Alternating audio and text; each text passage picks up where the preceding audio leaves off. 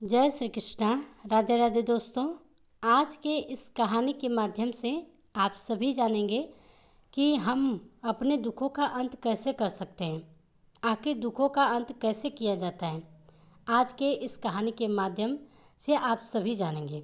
तो आज की यह जो कहानी है बहुत ही महत्वपूर्ण और ज्ञानवर्धक होने वाली है। तो आज की यह कहानी पूरा जरूर सुनिएगा। तो चलिए कहानी को शुरू करते हैं। दोस्तों, एक बार की बात है, गंगा मैया के किनारे एक वृक्ष के नीचे भगवान शिव और माता पार्वती एक ही साथ बैठकर विश्राम कर रहे थे। तभी वहाँ पर एक गाय पहुँच जाती है और भगवान भोलेनाथ से कहती है कि हे प्रभु, आज मैं आपसे मनुष्यों के कल्याण हेतु एक बहुत ही महत्वपूर्ण प्रश्न करने आई हूँ। फिर भगवान भोलेनाथ कहते हैं कि हे गौ माता, आप मनुष्यों के कल्याण हेतु कौन से प्रश्न पूछना चाहती हैं। तब वह गाय कहती है कि हे भगवान, मेरा प्रश्न यह है कि कोई भी मनुष्य अपने दुखों का अंत कैसे कर सकता है।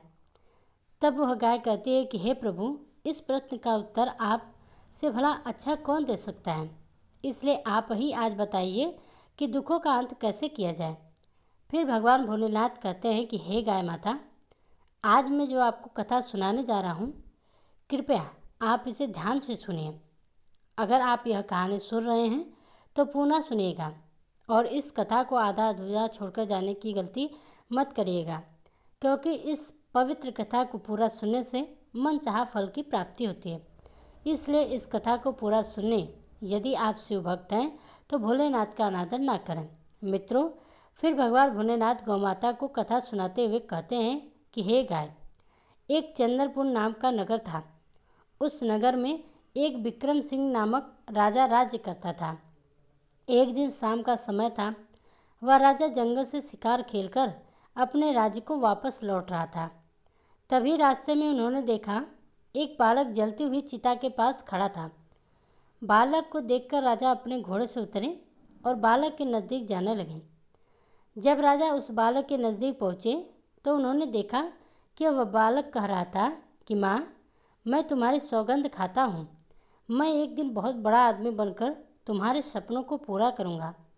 राजा उससे बिल्कुल नज़दीक पहुँचे और पूछा, बेटा तुम कौन हो। तब बालक ने कुछ घबराया कर कहा। तब राजा कहने लगे, पुत्र आप डरो नहीं, मैं चंद्रपुर नगर का राजा हूँ। अभी तुम अपनी माँ की चिता के पास बहुत बड़ा आदमी बनने की सौगंध खा रहे थे। क्या मैं जान सकता हूँ कि इस सुनसान जंगल में तुम अपनी माँ की चिता के पास अकेले क्यों खड़े हो। तुम्हारे बाकी सगे संबंधी और रिश्तेदार कहाँ हैं। तब वह बालक कहता है कि हे महाराज, मेरी माँ और मैं इस जंगल में अकेले ही रहते थे, लेकिन मेरी माँ ने मरते समय मुझे बताया कि मेरे दादाजी बुलंद नगर के धनी सेठ और करोड़पति थे। मेरी माँ और पिताजी का प्रेम विवाह हुआ था और मेरी माँ एक बहुत ही गरीब परिवार से थी, इसलिए मेरे दादाजी ने उन्हें पसंद नहीं करते थे। विवाह के कुछ ही दिनों बाद ही मेरे पिताजी एक दिन बगीचे में घूमने के लिए गए थे। तभी वहीं पर एक जहरीला सांप ने मेरे पिताजी को काट लिया और उनकी वहीं पर मृत्यु हो गई। इस पर मेरे दादाजी ने और दादी जी ने मेरी माँ को अपशगुन और मनहूस कहते हुए उन्हें घर से निकाल दिया और मेरे पिता की मृत्यु के बाद उन्हें ज़बरदस्ती घर से निकालकर कभी भी घर में वापस नहीं लिया। जब मेरी माँ घर से निकाला गया तो वह गर्भवती थी। उस समय वह जंगल में आई और यहाँ एक झोपड़ी बनाकर रहने लगे। यही मेरा जन्म भी हुआ। मेरी माँ ने मरते समय मुझसे कहा था कि मैं किसी तरह से गरीबी के जीवन से बाहर निकलूं और धनवान बनूं, योग्य बनूं। महाराज, यह शब्द कहते ही मेरे माँ के प्राण निकल गए। मेरी माँ के जीवित रहते हुए मैं उनसे बड़ा आदमी बनने का वादा तो नहीं कर पाया था, इसलिए उनकी चिता के समीप खड़ा होकर इस समय बड़ा आदमी बनने की माँ की आत्मा से वादा कर रहा था। दोस्तों, फिर आगे भगवान भोलेनाथ कहते हैं कि हे गौ माता, उस बालक की इतनी दुख भरी कहानी सुनने के बाद में वह राजा कहने लगा, ओ बेटा, तुम्हारी तो बड़ी ही दुख भरी कहानी है। तुम इस वन में रहकर बड़ी आदमी कैसे बनोगे। अच्छा, तुम यह बताओ, तुम हमारे साथ हमारे राज्य चलना चाहोगे। हम तुम्हें पढ़ा लिखा कर बड़ा आदमी बनने में तुम्हारी मदद कर सकते हैं। इस बात का हम तुमसे वादा करते हैं। फिर वह बालक कहता है तब तो महाराज, मैं आपके साथ बड़ी ही खुशी के साथ चलने को तैयार हूँ। फिर वह राजा के साथ उसके राजमहल की तरफ चल दिया। राजमहल में पहुँचने पर रानी ने पूछा, यह कौन है? तब महाराज ने, और उसका क्या नाम है? राजा ने कहा, रानी, इसका नाम भीमसेन है और आज से यह हमारे महल में रहकर शिक्षा ग्रहण करेंगे। रानी मन में सोचने लगी, महाराज भी न जाने कैसे कैसे नमूने उठा कर महल में ले आते हैं। इन्हें कौन समझाए कि यह महल है, कोई अनाथ आश्रम नहीं। राजा ने कहा, महारानी, आप किस सोच में पड़ गए? रानी ने कहा, कुछ नहीं महाराज, आप आज्ञा कीजिए। राजा ने कहा, महारानी, आज से भीमसेन तुम्हारी छत्र छाया में पलेगा। राजकुमार और राजकुमारी की तरह अब तुम्हें इसका ध्यान भी रखना पड़ेगा। रानी ने कहा, ठीक है महाराज। तो दोस्तों, आगे कथा को सुनाते हुए भगवान भोलेनाथ ने कहा, हे गाय माता, उस रात वह बालक भीमसेन सोचने लगा कि मेरी इतनी अच्छी किस्मत है कि मैं राजमहल में पहुंच आया हूँ। दूसरी तरफ वह महारानी सोच रही थी कि भीमसेन को महल से कैसे निकालने के लिए मुझे कुछ न कुछ करना जरूर पड़ेगा।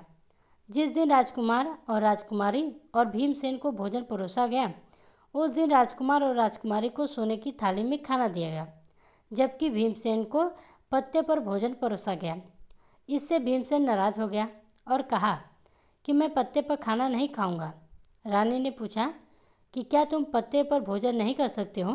भीमसेन ने जवाब दिया, महारानी, खा सकता हूँ, लेकिन मुझे यह भेदभाव पसंद नहीं आया, क्योंकि आप लोग सोने की थाली में खाना परोसते हो तो मेरे लिए पत्तल में। रानी ने तब कहा कि अगर तुम राजाओं और महाराजाओं की तरह खाना चाहते हो तो खाओ, वरना ना खाओ। भीमसेन ने कहा कि हम तब तक नहीं खाएंगे जब तक कि मुझे सम्मान के साथ सोने की थाली में भोजन नहीं परोसा जाता। इससे नाराज होकर भीमसेन महल से चला गया और उसी जंगल की ओर लौट गया जहाँ से वह पहले आया था। जब महाराज महल में आए और उन्हें पूरी घटना का पता चला तो उन्होंने रानी से पूछा कि भीमसेन को सोने की थाली में भोजन क्यों नहीं परोसा गया। रानी ने कहा कि वह भीमसेन की परख करना चाहते थे, लेकिन पता चला कि वह बहुत ही घमंडी और चतुर है। इसके सिवा उसके अंदर कोई भी विशेषता नहीं है। वह अपने जीवन में कुछ भी नहीं बन पाएगा। राजा ने कहा, महारानी, आप बेशक उसे पत्ते पर भोजन परोसकर उसकी परीक्षा लेना चाहती थी, परंतु तुमने यह ठीक नहीं किया, क्योंकि उसे अपमान महसूस हुआ होगा। कहीं वह महल से चला न जाए। महाराज महल का सुख वैभव छोड़कर वह कैसे जा सकता है? फिर राजा तुरंत भीमसेन को महल में ढूंढने लगे, परंतु उन्हें महल में कहीं नहीं मिला। तो राजा ने विचार किया कि भीमसेन अवश्य ही जंगल में अपनी झोपड़ी में चला गया होगा। मुझे तुरंत वहां जाकर उस बेसहारा बालक को वापस महल में ले आना चाहिए। राजा अपने घोड़े पर सवार होकर जंगल की तरफ निकल पड़े। इधर जब भीमसेन वापस जंगल में गया, गंगा नदी के किनारे त्रिकुट नाम से एक विशाल वन था, जिसका कोई दूसरा छोर नहीं था। वहीं पर ब्रह्म ऋषि नाम का एक साधु रहते थे। वह बहुत ही करुणामय थे। जब भी कोई यात्री उस तरफ से गुजरता, साधु महाराज उनसे निवेदन करते कि वे कुछ समय के लिए उनकी कुटिया में विश्राम करें और फिर यात्रा जारी करें। यात्रा उनके निवेदन को स्वीकार कर लेते और उनकी कुटिया में आराम करते। बाद में उन्हें प्रणाम करके अपने रास्ते को निकल जाया करते थे। इस प्रकार साधु महाराज उस वन में गुजरने वाले यात्रियों की सेवा किया करते थे। इसी वन में भीमसेन नाम का एक डाकू भी रहता था। लूटपाट करता उसका पेशा था और जो भी यात्री उसे पैसा देने में हिचकिचाता था, उसे भय से लोग उस जंगल से गुजरने के लिए 100 बार सोचते थे। और अगर कोई बहादुरी से उस जंगल में प्रवेश करता तो डाकू भीमसेन उसे लूट लेता। इस तरह डाकू भीमसेन का खौफ आसपास के सभी गांवों में फैल गया था। एक दिन गांव के कुछ लोग इकट्ठा हुए और उन्होंने डाकू भीमसेन से मुक्ति पाने की योजना बनाई। एक व्यक्ति ने कहा, भीमसेन डाकू का आतंक दिन प्रतिदिन बढ़ता ही जा रहा है, हमें इससे कैसे निपटना चाहिए? एक ने कहा, भाइयों, संगठन में बहुत ही शक्ति होती है। यदि हम सब मिलकर उस पर धावा बोल दें तो कैसा रहेगा? इससे तो हम सहज ही उसे अपने कब्जे में ले लेंगे। तब हम उसकी गर्दन काटकर उसे मार देंगे। सबने ये विचार तो अच्छा है, तो फिर देर किस बात की? आज ही भीमसेन डाकू पर धावा बोल दिया जाए। मित्रों, फिर आगे कथा को सुनाते हुए भगवान भोलेनाथ ने कहा, हे गाय माता, उसी समय सभी लोग अस्त्र शस्त्रों को लेकर चित्रकूट जंगल की ओर चल पड़े। वन में पहुंचकर वहीं सभी डाकू भीमसेन को ललकारने लगे। कहाँ छिपा हुआ है डाकू? भीमसेन बाहर निकलकर देख, आज हमें तू लूट नहीं पाएगा। तेरी मौत बनकर आए हैं। आज हम सबसे तू बचकर नहीं जा पाएगा। शिकार के फेर में झाड़ियों में छुपे डाकू भीमसेन ने जब देखा कि बहुत सारे लोग उसके खिलाफ बोल रहे हैं तो वह अचानक चौंक गया। उसने सोचा कि अगर आज हम इस भीड़ में हाथ लग गए तो मेरा बचना मुश्किल है, जबकि वे लोग लगातार उसे चुनौती दे रहे थे। डाकू भीमसेन ने सोचा कि यहाँ तो मुझे यह लोग जरूर पकड़ लेंगे। मुझे यहाँ से कहीं और छुपना होगा ताकि मैं अपनी जान बचा सकूं। यह सोचकर वह वहाँ से चुपचाप निकल भागा। जल्दी ही उसे साधु की कुटिया दिखाई दी। उसने सोचा कि मुझे उस कुटिया में शरण लेनी चाहिए। वह कुटिया के समीप पहुँचा तो वह बहुत हाफ रहा था। साधु ने उसे देखा और कहा, तुम कौन हो? इस तरह हाफ क्यों रहे हो? और वीरान जंगल में तुम अकेले क्या कर रहे हो? कौन हो? क्या घर से भाग कर आए हो? भीमसेन ने कहा, नहीं ऋषिवर, ऐसी कोई बात नहीं है। तब भीमसेन ने ऋषि को अपनी पूरी कहानी सुनाई। ऋषि ने कहा, तुम बड़ा आदमी बनना चाहते हो? भीमसेन ने कहा, हाँ बाबा, पर समझ नहीं पा रहा हूँ कि मैं बड़ा आदमी कैसे बनूंगा। बाबा ने कहा, बेटा, यहाँ पर रहकर तुम बड़े आदमी कैसे बन सकते हो? बड़ा आदमी बनने के लिए बुद्धि की आवश्यकता होती है और बुद्धि विद्या ग्रहण करने से आती है। भीमसेन ने कहा, ओह, परंतु महाराज, विद्या कैसे प्राप्त करूं? मेरे पास तो शिक्षा हेतु कोई धन नहीं है, मुझे कौन पढ़ाएगा? ऋषिवर ने कहा, बेटा, यदि तुम सच्चे दिल से शिक्षा प्राप्त करना चाहते हो तो मेरे आश्रम में रहकर तुम विद्या प्राप्त कर सकते हो। भीमसेन ने किसी तरह से अपनी उखड़ी सांसों में काबू पाया और कहा, साधु बाबा, कुछ लोग मेरी हत्या करने के लिए वन में खोज रहे हैं, उनसे मेरी रक्षा कीजिए। साधु बाबा ने कहा, बेटा, तुम अंदर कुटिया में जाकर छिप जाओ। भीमसेन ने ऐसा ही किया और कुटिया के अंदर जाकर छिप गया। तभी भीमसेन को खोजते हुए लोगों की भीड़ कुटिया के पास आ पहुंची और साधु महाराज से पूछने लगी, बाबा, क्या आपने यहाँ से कोई आदमी को गुजरते हुए देखा है? बाबा ने कहा, आप लोग किस आदमी की बात कर रहे हो? उन सभी लोगों ने कहा, साधु महात्मा जी, हम भीमसेन डाकू की बात कर रहे हैं। साधु बाबा, उसने मालूम और निहत्थे लोगों की लूटकर बहुत सताया है। वह अपना खजाना भरता है और मौका मिलने पर लोगों की हत्या भी कर देता है। आज हम उसे मारने आए हैं। साधु बाबा ने कहा, क्या तुम भीमसेन को मारोगे? वह तो पहले ही गंगा नदी में डूबकर मर चुका है। साधु बाबा, तुम क्या कह रहे हो? भीमसेन डाकू मर चुका है? तब साधु बाबा ने कहा, हाँ भाइयों, मेरे कहे पर विश्वास करो और तुम सब अपने घर वापस लौट जाओ। भीमसेन कुटिया के अंदर छिपा खिड़की से यह सब कुछ देख रहा था और सोच रहा था कि आज साधु बाबा की वजह से उसकी जान बच गई। लोग साधु बाबा का बहुत ही आदर करते थे। उसकी बातों पर विश्वास करके वे वहाँ से लौट गए। जब लोग चले गए तो डाकू कुटिया से बाहर आया और साधु बाबा से पूछने लगा, साधु बाबा, आपने मेरे बारे में उन लोगों से झूठ क्यों बोला? साधु बाबा ने कहा, मैंने उनसे क्या झूठ बोला? भीमसेन तुम्हारे अंडा का जो डाकू था वो मर चुका था, इसलिए तुम डरकर मेरी मदद मांगने आ रहे थे। साधु भीमसेन ने कहा, बाबा, आपकी बात सच है। साधु बाबा फिर कहने लगे, हे पुत्र, उनसे धन लूटकर तुम अपना लोक और परलोक दोनों बिगाड़ रहे हो। इतना सब कुछ करने पर भी क्या तुम्हें मन को शांति है? तुम निडर होकर अन्य लोगों की तरह जीवन गुजार सकते हो? नहीं ना, हर समय तुम्हें यही डर रहता है कि कहीं कोई तुम्हें मार न दे। बोलो, सत्य है? तब भीमसेन ने कहा, हाँ साधु बाबा। फिर कुछ सोचकर भीमसेन डाकू ने साधु बाबा से कहा, साधु महाराज, आपकी बातों में मेरी आंखें खोल दी हैं। मैं भी अन्य लोगों की तरह निडर होकर जीना चाहता हूँ। आप मुझे कोई ऐसा उपाय बताइए जिसको करने से लोग मुझे आपकी तरह आदर सम्मान दें। साधु बाबा, मैं आपको वचन देता हूँ कि आप मुझसे जो भी काम करने को कहेंगे मैं उसे अवश्य पूरा करूँगा। बाबा ने कहा, ऐसा है, तब आप मेरे पीछे पीछे आओ। मित्रों, फिर भगवान भोलेनाथ आगे कहते हैं कि ह गमाता, तब जो साधु बाबा थे वे वहाँ से एक पर्वत की ओर चल दिए और भीम से उनके पीछे पीछे चल दिया। पर्वत की टहलती में पहुँचने पर महाराज ने कहा, भीमसेन, इन दोनों पत्थरों को अपने सिर पर उठाकर पहाड़ पर मेरे पीछे चलो। भीमसेन ने कहा, ठीक है साधु बाबा। भीमसेन ने ऐसा ही किया। उसने दोनों पत्थर उठा लिए और अपने सिर पर रखकर साधु बाबा के पीछे चलने लगा। कुछ ही कदम चलने पर वह थकने लगा। तब साधु महाराज ने पूछा, क्या हुआ भीमसेन? तब भीमसेन ने कहा, साधु बाबा, यह पत्थर तो बहुत ही भारी है। साधु ने कहा, अच्छा, एक पत्थर फेंक दो। भीमसेन ने तुरंत एक पत्थर फेंक दिया और फिर से साधु के पीछे चलने लगा। कुछ दूर जाने पर भीमसेन ने कहा, साधु बाबा, यह अकेला पत्थर भी कुछ कम भारी नहीं है, अब मैं चढ़ाई नहीं कर सकता। साधु बाबा ने कहा, ठीक है, इसे भी नीचे फेंक दो और मेरे पीछे पीछे आओ। भीमसेन ने दूसरा पत्थर भी फेंक दिया और साधु बाबा के पीछे पीछे चढ़ने लगा। अब वह आसानी से पहाड़ की चोटी पर पहुंच गया। वहां पहुंचकर भीमसेन ने कहा, साधु बाबा, आप मुझे यहाँ पर क्यों लाए हैं? साधु ने कहा, तुम्हें एक शिक्षा देने के लिए लाया हूँ। देखो, अब तक तुम्हारे सिर पर लूटमार और हत्या रूपी 2 भारी पत्थरों का बोझ था, जो तुम्हें जन रूपी पहाड़ पर चढ़ने नहीं देता। फिर तुम एक काम करो, आज से तुम लूटमार और हत्याएं करना बंद कर दो। जिन लोगों का धन तुमने आज तक लूटा है, उन्हें वापस कर दो। तब जाकर तुम भी सब लोगों के प्रिय बन जाओगे।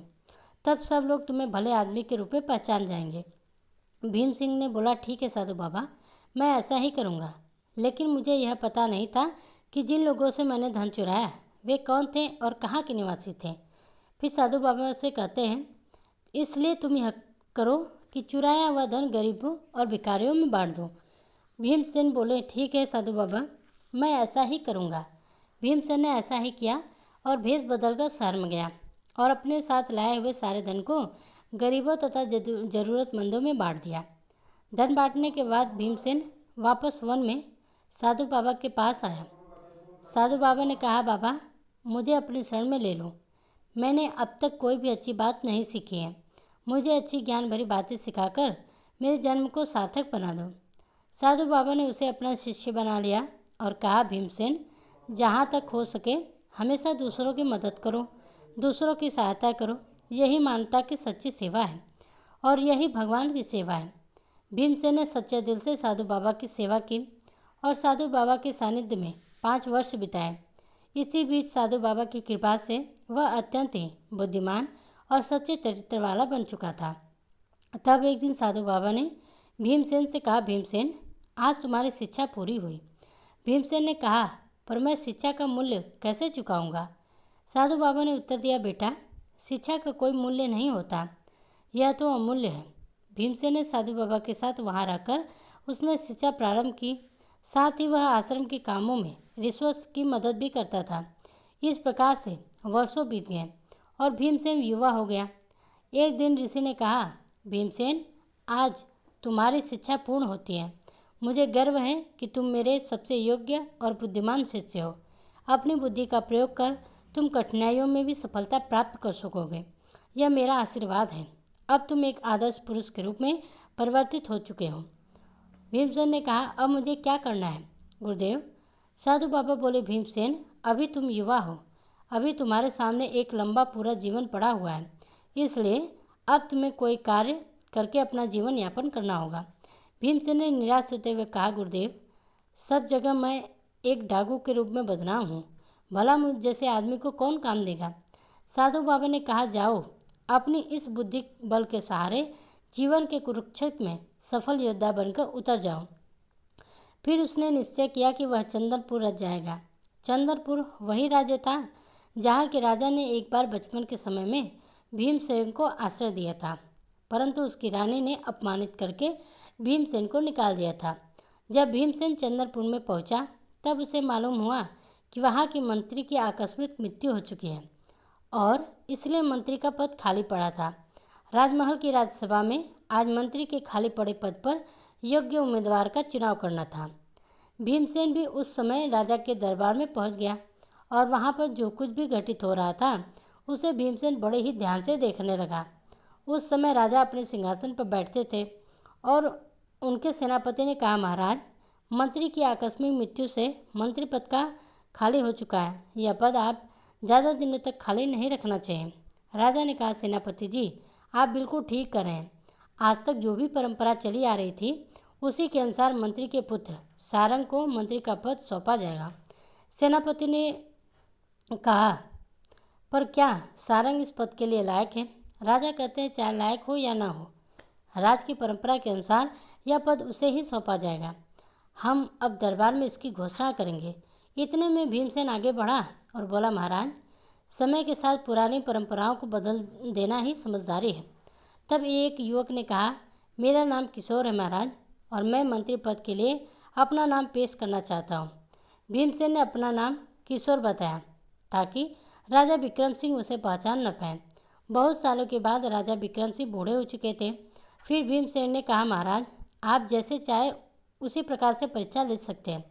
यदि मैं आपकी कसौटी पर खरा उतरा तो ठीक है, वरना आप मुझे जो सज़ा देना चाहते हो आप दे सकते हैं। राजा ने, युवक, तुमने जो सलाह दी है राज्य परंपराओं को बदलने की, हम उसे मानते हैं। उस सलाह पर हम तभी अमल कर सकते हैं जब तुम्हारे द्वारा ली गई परीक्षा में उत्तीर्ण हो जाओगे। हम सारंग और तुम्हारी दोनों की परीक्षा लेंगे। जो भी इस परीक्षा में उत्तीर्ण होगा उसे हम चंदनपुर का मंत्री बनाएंगे। राजा विक्रम सिंह के आदेश पर सोने की म्यान में रखी हुई 2 तलवारें तुरंत राज दरबार में पेश की गईं। तब राजा विक्रम सिंह ने सारंग को एक तलवार दी और कहा, सारंग, तुम्हें उस उत्तर दिशा में जाना है और वहाँ के समीप राज्य केसरपुर में जाकर वहाँ के राजा केसर सिंह को यह भेंट देकर आना है। उसके बाद महाराज ने एक सोने की तलवार किशोर को दी और कहा, किशोर, तुम्हें पश्चिम दिशा की सीमावर्ती राज्य विशालपुर में जाकर राजा विशाल तक यह भेंट पहुंचाना है। दोनों उसी समय तलवारें लेकर अपनी अपनी दिशाओं की ओर चल दिए। जब सारंग उत्तर दिशा में स्थित केसरपुर राज्य के दरबार में पहुंचा तब उसने वहां के राजा से कहा, राजन, मैं चंदनपुर के राजा विक्रम सिंह के द्वारा भेजा गया राजदूत हूँ। हमारे राजमहल में आपके लिए यह सोने की तलवार उपहार में भेजी है। फिर उन्होंने राजदूत से कहा, हम आपके राजा की इस उपहार को स्वीकार करते हैं। लेकिन जब महाराज ने तलवार को म्यान से निकाला तो उन्होंने देखा कि तलवार की नोक पर लाल रंग लगा हुआ था। राजा ने पूछा, यह क्या, तलवार की नोक पर लाल रंग क्यों लगा है? राजदूत ने, इसका क्या अर्थ है, हम इसे समझ नहीं पा रहे हैं। तब सारंग ने मन ही मन सोचा कि तलवार की नोक पर लगे इस लाल रंग का मतलब क्या हो सकता है। मैं इसका मतलब नहीं जानता। फिर भी इस समय राजा केसर सिंह के सवाल का जवाब देना ठीक नहीं होगा। यह सोचकर उसने कहा, हाँ राजन, लाल रंग का यही रहस्य है कि या तो आप हमारे राजा की तलवार की शक्ति स्वीकार कर लें, वरना हमारे महाराज की खून की तलवार आपके राज्य में खून की नदियाँ बहाने के लिए आएगी। यह बात आपको बता दें कि अब युद्ध भूमि में ही शीघ्र तलवार की धार का फैसला हो जाएगा। सेनापति जी, राजा विक्रम सिंह ने लाल रंग की तलवार भेजकर हमें चुनौती दी है। आप आज से ही सेना का संगठन शुरू कर दीजिए। हम बहुत जल्द ही चंदनपुर नगर पर आक्रमण करने की योजना बनाएंगे। यह सुनकर महाराज सारंग घबराकर वहां से चल गए। वहीं दूसरी ओर जब भीमसेन विशालपुर पहुंचा और वहां के राजा के समीप पेश हुआ तो राजा ने कहा, राजदूत, इस तलवार की नोक पर लाल रंग हमें समझ नहीं आ रहा है, इसका क्या मतलब है? भीमसेन ने गहरी सोच में पड़ने के बाद कहा, महाराज, हमारे राजा आपका बहुत सम्मान करते हैं। यह तलवार उसी सम्मान का प्रतीक है। तलवार की नोक पर लाल रंग लगाने का मतलब है कि हमारा राजा और उसका राज्य आपकी मित्रता के लिए किसी हद तक भी जा सकते हैं। राजा ने खुश होकर कहा, बहुत अच्छी बात है। मैं आपके राजा की मित्रता की तलवार को स्वीकार करता हूँ और उनका हार्दिक धन्यवाद करता हूँ। मैं भी पूरी कोशिश करूँगा कि आपका राजा का सच्चा मित्र बनूँ। मेरा तन मन हमेशा उनके लिए समर्पित रहेगा। इसके बाद राजा ने, राजदूत, मैं आपके राजा को सेना की एक टुकड़ी और कुछ बहुमूल्य उपहार भेंट कर रहा हूँ। भीमसेन ने धन्यवाद किया और वह सेना की टुकड़ी और बहुमूल्य उपहारों को लेकर चंदल की ओर चल पड़ा। इधर केसरपुर की सेना में हरिनगर की ओर कुछ नदियाँ। सारंग और भीमसेन जब दोनों ही अपने नगर पहुँचे, जब दोनों राजा के पास पहुँचे तो राजा ने कहा, कहो सारंग, केसरपुर के राजा ने तुमसे क्या कहा? तलवार की नोक पर लगे हुए लाल रंग का तुमने उन्हें क्या अर्थ बतलाए? तब सारंग ने सारी बात उन्हें विस्तार से बता दी। फिर राजा ने कहा, सारंग, यह तुम क्या कर रहे हो? केसरपुर शीघ्र ही हमारे राज्य पर आक्रमण करने वाला है। सारंग बोला, हाँ महाराज। उसी समय एक गुप्तचर आया और कहा, महाराज, केसरपुर की विशाल सेना चंदनपुर की ओर बढ़ रही है। अब क्या होगा? इतनी शीघ्र तो हम अपनी सेना को संगठित भी नहीं कर पाएंगे। तब वहीं पर मौजूद भीमसेन ने कहा, महाराज, घबराइए नहीं, मैंने वह टुकड़ी अभी महल के बाहर खड़ी है। महाराज, चिंता करने से कुछ नहीं होगा। हमें केसर नगर की सेना से युद्ध करना चाहिए। मैं अपने साथ लाई गई सेना के साथ केसरपुर पर हमला करूंगा। इस दोहरे हमले से केसरपुर की सेना सामना नहीं कर पाएगी और इस परिस्थिति में विजय हमारी होगी। जैसा कि भीमसेन ने सोचा था, युद्ध में विजय प्राप्त होने के बाद महाराज विक्रम सिंह ने सारंग और भीमसेन को महल में बुलाया। महाराज ने कहा, भीमसेन, तुम्हारी वजह से हम जीत सके हैं, हम तुम्हें मंत्री के पद पर नियुक्त करते हैं। सारंग ने उत्तर दिया, महाराज, यह तो मेरे साथ अन्याय है। मैंने तुम दोनों को एक सी भेंट दी, दोनों राजाओं को देने के लिए कहा था, किंतु तुम दोनों ने अपनी अपनी बुद्धि से उन भेंट का अलग अलग अर्थ निकाला। भीमसेन ने बुद्धिमानी और दूरदर्शिता से काम लिया, जबकि सारंग, तुमने अपनी मूर्खता से केसरपुर के राजा को सदैव के लिए हमारा शत्रु बना दिया। अब बताओ, हम तुम्हें चंद्रपुर का मंत्री कैसे बनाएं? राजा को सारंग ने कोई जवाब नहीं दिया और सिर झुकाकर चुपचाप दरबार से बाहर निकल गया। तब महाराज ने घोषणा की, हम भीमसेन यानी कि किशोर को चंद्रपुर नगर का एक नया मंत्री बनाते हैं। इसके बाद उसी रात को किशोर के मंत्री बनने के सम्मान में उसे राजमहल में भोजन के लिए आमंत्रित किया। तब महारानी ने स्वयं अपने हाथों से किशोर को भोजन परोसा। मंत्री बने हुए किशोर ने कहा, क्षमा करें महाराज, मैं भोजन चांदी की थाली की अपेक्षा सोने की थाली में करना पसंद करूंगा। महारानी ने कहा, ठीक है, हम उसका भी प्रबंध किए देते हैं। जब भीमसेन को सोने की थाली में भोजन परोसा गया तो उसने कहा, देखिए महारानी, वह दिन आ ही गया जिसके बारे में आपने कभी मना किया था। महारानी ने पूछा, आप क्या कर रहे हैं मंत्री जी? मंत्री जी ने उत्तर दिया, महारानी जी, याद कीजिए, आज से 20 वर्ष पहले आपने भीमसेन नामक बालक को पत्ते पर भोजन कराया था। रानी बोली, ओह हाँ, याद है। उस दृढ़ बालक ने तब उस भोजन को खाने से मना कर दिया था और कहा था कि वह तभी इस महल में भोजन करेगा जब उसे सोने की थाली में भोजन परोसा जाएगा। महारानी ने पूछा, लेकिन आपको यह बात कैसे पता है? भीमसेन ने उत्तर दिया, मैं वही बालक हूँ, भीमसेन, महारानी जी। तब राजा विक्रम सिंह ने महारानी से कहा, देखो प्रिय रानी, जिस बालक को आपने अहंकारी समझा था वह आज इस राज्य का मंत्री है। मंत्री ने कहा, राजन, यदि महारानी जी ने मुझे उस समय तिरस्कृत नहीं किया होता तो शायद मेरे मन में ऊंचाइयों को छूने की तीव्र इच्छा नहीं जागती। मैं तो महारानी जी का आसान मंद हूँ, यह तो आपकी विनम्रता। इस तरह से मंत्री ने कुशलतापूर्वक मंत्री का पद संभाला।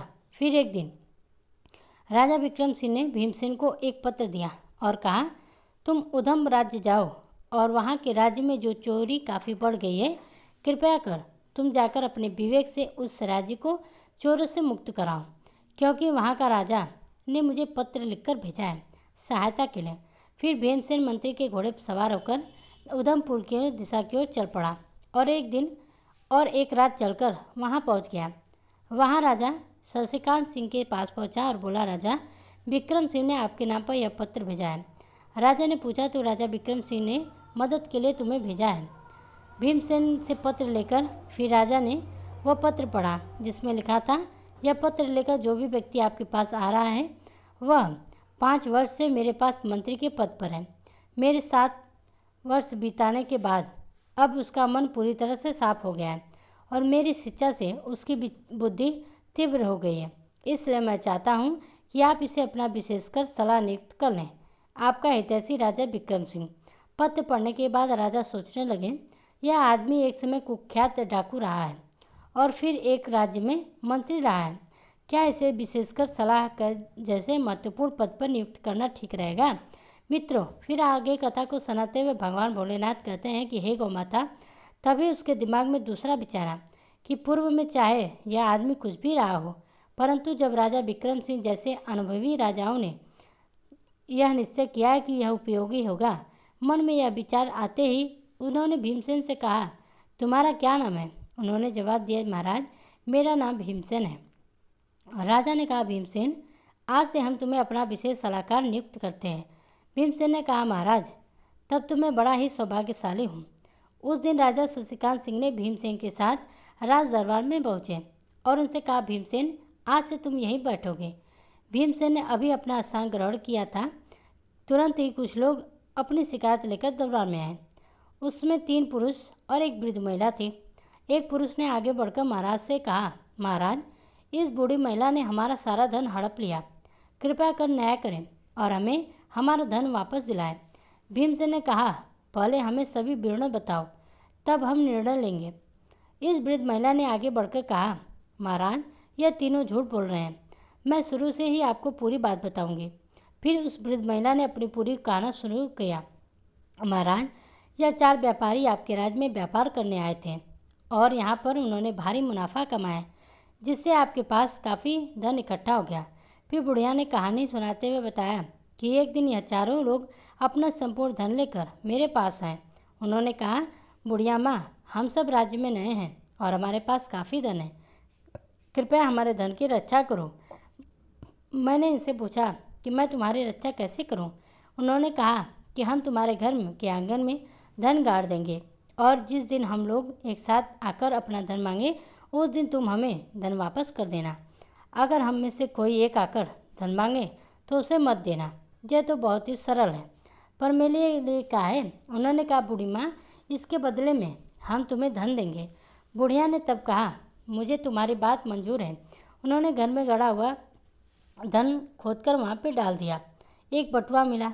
फिर वह बुढ़िया और उन लोगों ने उस धन को वहीं पर गाड़ दिया। फिर वह चारों बोले, बूढ़ी माँ, हम हर शाम को यहाँ भोजन करने आया करेंगे। बुढ़िया ने कहा, ठीक है। फिर बड़े शौक से रोज़ शाम को जब वे लोग भोजन करने आते तो बुढ़िया से पूछते, हमारा धन सुरक्षित है? तो बुढ़िया कहती जवाब में, हाँ, तुम्हारा धन पूरी तरह से सुरक्षित है। एक दिन जब उन चारों व्यापारियों ने खजाने की जगह को खोदा तो वहाँ पर धन अभी भी वैसा ही था जैसा कि छोड़ा गया था। अब उन्हें उस बुढ़िया की ईमानदारी पर कोई संदेह नहीं रहा। उसकी ईमानदारी से प्रसन्न होकर उन्होंने उसे 5 स्वर्ण मुद्राएं दी और कहा, बूढ़ी माँ, यह मुद्राएं रख लो, यह तुम्हें काम आएंगी। बुढ़िया ने कहा, झुक करके, जियो बेटा। लेकिन उन चारों में से एक के लालच आ गया। उसने सोचा कि यदि वह बूढ़ी माँ को धोखा देकर सारा धन हड़प ले तो उसकी ज़िंदगी बिना किसी मेहनत से आराम से गुजरेगी। एक दिन जब वे चारों व्यापारी घर के बाहर एक पेड़ के नीचे बैठकर चौपड़ खेल रहे थे, तभी उनमें से एक दूसरे से कहा, तुम बूढ़ी माँ से जाकर कह दो कि वह जल्दी खाना सा बना दे, बहुत भूख लग रही है। उसने कहा, ठीक है, मैं अभी जाता हूँ, और घर की ओर चल दिया। वह सोच रहा था कि यह सबसे अच्छा मौका है जब उसके साथी बाहर व्यस्त हैं और वह अकेले धन को हड़प सकता है। घर के अंदर पहुंचकर उसने बूढ़ी माँ से कहा, बूढ़ी माँ, हमें इस वक्त सारे धन की आवश्यकता है। मेरे साथियों ने धन लाने के लिए मुझे भेजा है। बूढ़ी माँ ने कहा, सारे धन की एक साथ तुम लोगों को इस समय क्या आवश्यकता पड़ी? फिर वह बोला, हे बूढ़ी माँ, यदि मेरी बात पर यकीन नहीं है तो तुम बाहर जाकर मेरे साथियों से पूछ लो। तब बुढ़िया ने घर के बाहर आई और बाहर बैठकर चौपड़ खेल रहे व्यापारियों से बोला, तुमने जैन से जो कहा, क्या वह ठीक है? उन सभी ने कहा, हाँ हाँ बूढ़ी माँ, ठीक है, परंतु ज़रा जल्दी करो। तब बूढ़ी घर के अंदर आई और बोली, तुम्हारे साथी भी तुम्हारी बात का समर्थन कर रहे हैं, इसलिए गड्ढे को खोद कर तुम अपना सारा धन ले जा सकते हो। वह व्यक्ति मन ही मन में सोच रहा था कि मेरी चाल कामयाब हो गई। वह व्यक्ति फटाफट गड्ढा खोदने में जुट गया। बड़ी ही तेजी के साथ उसने सारा गड्ढा खोद लिया और धन के दोनों थैले निकाल कर बाहर रख दिए और बूढ़ी माँ से बोला, बूढ़ी माँ, तुम जरा एक लोटा पानी ला दो, मुझे बड़ी ही प्यास लग रही है। बूढ़ी माँ बोली, अभी लाई बेटा। फिर बूढ़ी पानी लेने के लिए चली गई। इतने में पलक झपकते ही वह व्यक्ति दोनों धन को भरे हुए मटके उठाकर घर के पिछवाड़े में एक जो घोड़ा था उसकी पीठ पर लाद कर वहाँ से तुरंत फरार हो गया। दूसरी ओर उसके साथी जो बाहर चौपड़ खेल रहे थे वह सोचने लगे कि मेरा मित्र अभी तक क्यों नहीं लौटा। उन्होंने कहा, चलो अब तक तो खाना तैयार हो गया होगा। अंदर चलते ही वे तीनों अंदर गए और बूढ़ी माँ से बोले, खाना तैयार हो गया? हाँ, हमने तो बहुत पहले ही अपने मित्र को खाना बनाने के लिए कहा था। बुढ़िया ने कहा, उनसे मुझ कुछ नहीं कहा, वह व्यक्ति तो सारा धन लेकर तुम्हारे पास गया है। जब तीनों व्यापारी यह सुनते हैं तो सदमे में पड़ गए और कहता है, लेकिन तुमने उसे अकेले सारा धन क्यों सौंप दिया? बुढ़िया ने कहा, मैं दरवाजे पर आई थी और तुमने कहा जल्दी करो। उन्होंने कहा, हमने तो सिर्फ खाना बनाने के लिए जल्दी कहा था, क्या तुम्हारे मित्र ने तुम्हें धोखा दिया? फिर बुढ़िया ने अपनी पूरी कहानी कहते हुए महाराज से यही कहा, सारी कहानी अब आप ही बताइए, इस घटना में मेरा क्या दोष है? फिर तीनों व्यापारी कहते हैं, वह बुढ़िया झूठ बोल रही है। अवश्य ही इसे इस बात का पता चल गया कि मेरा मित्र धन लेकर कहाँ पर गया है। महाराज, हम सब पर दया करें, इससे हमारा साधन वापस दिलवाने की कृपा करें। महाराज सोचने लगे, यह तो बड़ी विचित्र झगड़ा है, अब कैसे इन लोगों का निपटारा करूं? क्यों न भीमसेन से इस झगड़े का निपटारा करने के लिए कहूँ। इस प्रकार भीमसेन ने के विवेक की परीक्षा भी हो जाएगी। यह सोचकर उन्होंने वहीं पर बैठे हुए भीमसेन से कहा, भीमसेन, क्या तुम इन लोगों के झगड़े का निपटारा कर सकते हो? भीमसेन ने जवाब दिया, अवश्य महाराज, यदि आपकी आज्ञा हो तो। फिर महाराज ने आज्ञा दिया। भीमसेन ने बूढ़ी औरत से पूछी, बूढ़ी माँ, जब चारों व्यापारी तुम्हारे पास धन रखने के लिए आए थे तो उन्होंने तुमसे क्या कहा था? बुढ़िया ने कहा, जी उन्होंने कहा था कि यह सारा धन हम तुम्हारे आंगन में गाड़ जाएंगे। जब हम चारों एक साथ आएंगे तभी उस धन को देना, किसी एक के मांगने पर मत देना। फिर भीमसेन ने पूछा, क्यों भाइयों, बूढ़ी माँ ने जो कुछ कहा था क्या वह सच है? तुम्हें क्या कुछ करना है? उन्होंने कहा, हमें कुछ नहीं करना श्रीमान। बूढ़ी माँ ने जो आपसे बताया वह सत्य है, लेकिन इसने हम तीनों के पूछे बिना ही हमारे चौथे साथी को सारा धन दे दिया। यही हमारी शिकायत है। तुम लोगों ने बूढ़ी माँ से कहा था कि चारों के एक साथ आकर मांगने पर ही धन देना, अन्यथा नहीं। हाँ, यही सच है। उसी तरह जब तुम सब आकर बूढ़ी माँ से पैसे मांगो तभी उसे तुम्हें पैसे देने, अन्यथा नहीं। हाँ महोदय। फिर भीमसेन ने कहा, आप इस बूढ़ी माँ की शिकायत क्यों लेकर आए हो? आपने चौथे साथी को साथ लेकर आओ, तब सभी मिलकर उससे अपने पैसे मांगो। यदि उस समय बूढ़ी माँ पैसे नहीं लौटाती है तब उसे दोषी माना जाता है। तीनों व्यापारी इस बात पर विचार करने लगे। वह व्यक्ति ने बड़ी चालाकी से हमें हमारे शब्दों में ही जाल में फंसा दिया। तब बूढ़ी औरत ने कहा, बेटे, तुमने सही फैसला लिया, तुम लंबी उम्र पाओ। जब व्यापारी सिर झुकाकर वहाँ से जाने लगे तब भीमसेन ने कहा, रुको, मुझे तुम तीनों पर शक हो रहा है। क्या कोई अपनी मेहनत से कमाई हुई धनराशि किसी अजनबी के घर आएगा? धन की सुरक्षा और भी उपाय होते हैं। सच सच बताओ, तुम्हें यह धन कहाँ से मिला? महाराज, उन्होंने कहा, हमें व्यापार से यह धन कमाया है, यही सच है। वो बोले, सच बताओ वरना मैं तुम्हारी खाल में भूसा भर दूंगा। भीमसेन ने कहा, नहीं महाराज, हम सच कह रहे थे। वे बोले। भीमसेन ने फिर कहा, अब जल्लादों को बुलाया जाए इनसे सच उगलवाने के लिए। तभी तीनों चोरों ने सच उगलना शुरू कर दिया और कहा, महाराज, हम चारों साथियों को एक चोरों का गिरोह था और जो हमारा धन चौथा साथी लेकर फरार हो गया। वह धन भी चोरी से ही इकट्ठा किया गया था। महाराज ने कहा, फिर तो तुम लोग चोर हो? उन सभी ने कहा, हाँ महाराज। मित्रों, फिर भगवान भोलेनाथ गौ माता से कहा कि हे गौ माता। फिर उस राजा ने अपने सैनिकों को आदेश दिया कि इन तीनों चोरों को जेल में कैद कर दिया जाए और उस बूढ़ी औरत को पूरी इज्जत के साथ राजमहल से विदा कर दिया जाए। महाराज ने भीमसेन से कहा, भीमसेन, तुम परीक्षा में खरे उतरे, तुम्हें हमने अपना विशेष सलाहकार बनाकर उचित किया। हमें इस फैसले पर सदैव गर्व रहेगा। उसी दिन के बाद राजा शशिकांत सिंह भीमसेन से सलाह लेकर अपना प्रत्येक कार्य करते थे। फिर भीमसेन जो डाकू था, अब वह दुनिया का सबसे बड़ा बुद्धिमान और सलाहकार मंत्री कहलाने लगा। इतना कहकर भगवान शिव अपनी कथा को समाप्त करते हैं। मित्रों, इस प्रकार से भगवान शिव ने गौ माता को बताया कि दुखों का अंत कैसे किया जाता है। मित्रों, अगर यह कहानी आप लोगों को पसंद आई हो तो कमेंट बॉक्स में हर हर महादेव जरूर लिखिएगा। साथ ही इसी तरह के प्राचीन कथाओं को सुनना चाहते हैं तो हमारे चैनल को सब्सक्राइब कीजिएगा।